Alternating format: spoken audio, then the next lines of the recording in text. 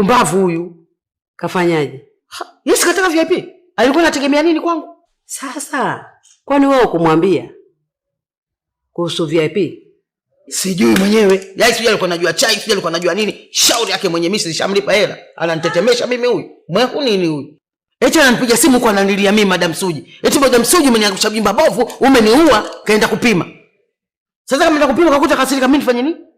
Asinichanganye mimi. Kama kashalipata angaike nalo. Akishindwa akafie mbele. Ananilia mimi Madam Suji. Alipokuwa anapokea pesa alikuwa anategemea nini? Hakujua kama kuna mambo hayo. Aende huko bwana wewe.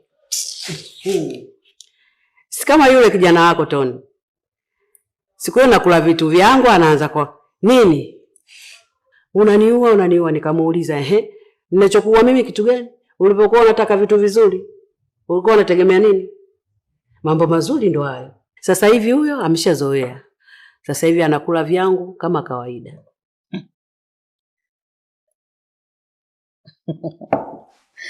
Unajua Bifeti? Hawa vijana sijui maisha wanachukulia vipi.